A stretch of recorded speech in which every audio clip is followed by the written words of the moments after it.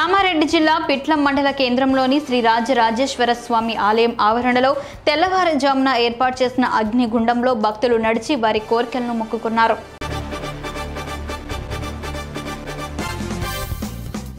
కామారెడ్డి శాసనసభ్యులు కాటేపల్లి వెంకటరమణారెడ్డి ఆధ్వర్యంలో మహాశివరాత్రి సందర్భంగా నిర్వహిస్తున్న జాగరణ మహోత్సవం కామారెడ్డి జిల్లా కేంద్రంలోని అంగడి బజార్లో ఘనంగా నిర్వహించారు.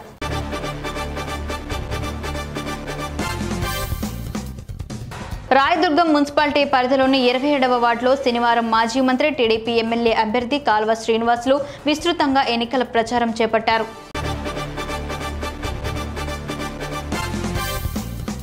సిపి ఎమ్మెల్యే అభ్యర్థి మెట్టు గోవిందరెడ్డి నివాసం వద్ద ఏర్పాటు చేసిన భారీ బహిరంగ సభలో పాల్గొంటున్న నేపథ్యంలో వైసీపీ శ్రేణులు పెద్ద ఎత్తున బైక్ ర్యాలీతో హోరెత్తించారు.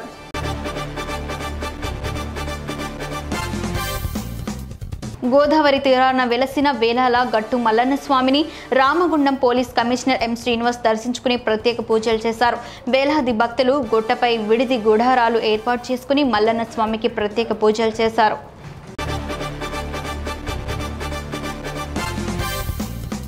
కాపు ఉద్యమ నాయకుడు ముద్రగడ పద్మనాభం అవినీతి పార్టీ అయిన వైసీపీలో చేరడం కంటే ప్రజాశాంతి పార్టీలో చేరుంటే బాగుండేదని ఆ పార్టీ అధ్యక్షుడు కెఏ పాల్ అన్నారు.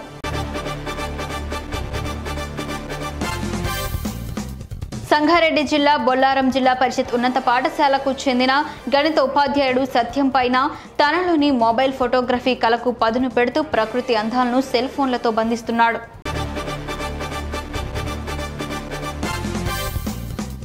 శ్రీశైలం సొరంగం బ్రాహ్మణ వెల్లంల ప్రాజెక్టులను పూర్తి చేయడమే తన ప్రధాన లక్ష్యమని రాష్ట్ర రోడ్లు భవనాలు సినిమాటోగ్రఫీ శాఖ మంత్రి కోమటిరెడ్డి వెంకటరెడ్డి అన్నారు.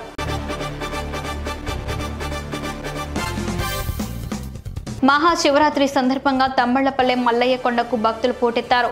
అశేషంగా తరలివచ్చిన భక్తులతో ఆ ప్రాంతమంతా శివనామ స్మరణతో మారుమ్రోగింది.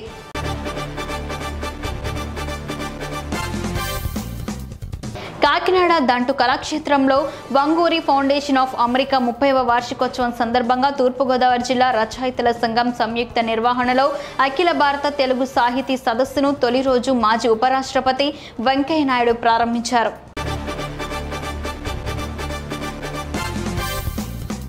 కొడంగల్ పట్టణంలోని లాహోటి కాలనీలో దివంగత సంగారెడ్డి జ్ఞాపకార్థం ఆయన కుమారుడు బసవరాజు పటేల్ శుక్రవారం చలివేంద్రాన్ని ప్రారంభించారు.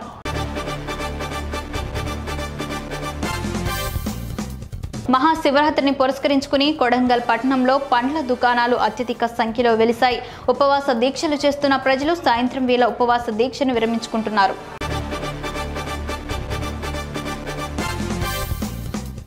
మహాశివరాత్రిని పురస్కరించుకుని పరిగి మున్సిపాలిటీ పరిధిలోని మొదటి వార్డు మల్లెమోనిగూడ గ్రామంలో పట్టణ బీజేపీ అధ్యక్షులు శ్రీశైలం ఆధ్వర్యంలో భాజపా నాయకులు దేవాలయానికి వచ్చిన భక్తులకు పండ్లు పంపిణీ చేశారు.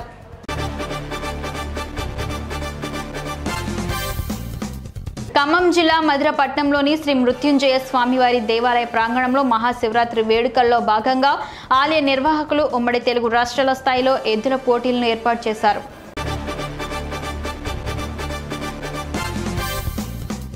కాంగ్రెస్ ప్రభుత్వం ఇచ్చిన హామీలు వెంటనే అమలు చేయాలని తెలంగాణ మాదిగ హక్కుల దండోరా రాష్ట్ర అధ్యక్షుడు కోరేపల్లి శ్రీనివాస్ మాదిగ డిమాండ్ చేశారు.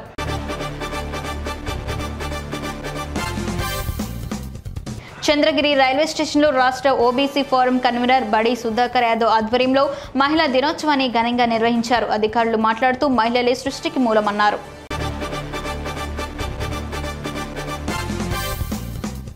తెలుగుదేశం పార్టీ ఆధ్వర్యంలో తణుకు మాజీ ఎమ్మెల్యే అరిమిల్లి రాధాకృష్ణ చేపట్టిన సకల జనుల చైతన్య యాత్ర తణుకు మండలం వేల్పూరు గ్రామానికి చేరుకుంది.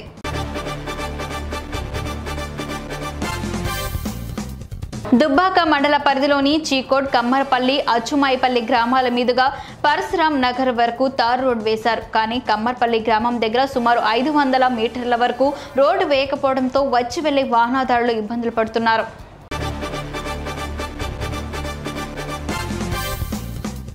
శివరాత్రి సందర్భంగా విశాఖ ఆర్కే బీచ్ నుంచి సముద్ర స్నానాలు ఆచరించారు. ఈ మేరకు జీవీఎంసీ పోలీస్ అధికారులు భారీ ఏర్పాట్లు చేశారు. మహిళలు దుస్తులు మార్చుకునేందుకు ప్రత్యేక ఏర్పాట్లు చేశారు.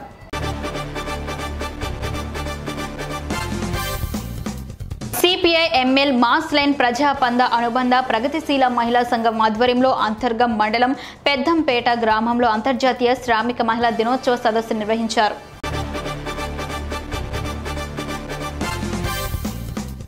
బాసర మండలం కిర్గుల్ గ్రామంలోని పురాతన లింగం గుట్ట శివాలయంలో మహాశివరాత్రిని పురస్కరించుకుని భక్తులు గ్రామస్తులు అభిషేక పూజలు నిర్వహిస్తున్నారు.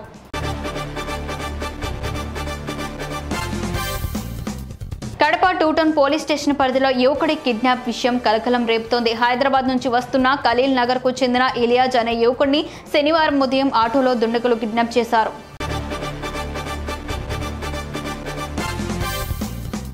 సార్వత్రిక ఎన్నికల నేపథ్యంలో పాలకొండ నగర పంచాయతీ పరిధిలోని ప్రధాన రహదారుల్లో పోలీసులు కవాతు నిర్వహించారు.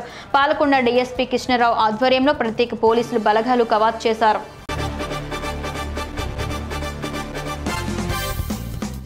లక్ష్మీనారాయణ గౌడ్ అనే గీత కార్మికుడు ఈత చెట్టు గీయడానికి వెళ్ళగా ఓ చెట్టు కింద భాగంలో నందీశ్వరుడి రూపంలో పురాతన రాతి విగ్రహం కనపడింది. స్థానికుల సహాయంతో తవ్వకాలు జరపగా శివలింగం, నందీశ్వరుడి విగ్రహాలు బయటపడ్డాయి. పండగ రోజే విగ్రహాలు బయటపడడంతో హర్షం వ్యక్తం చేస్తున్నారు.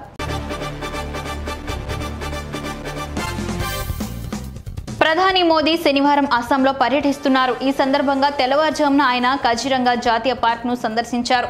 అక్కడ ఏనుగుపై సఫారీ చేస్తూ అభయారణ్యంలోని సెంట్రల్ కోహోరా రేంజ్ను సందర్శించారు.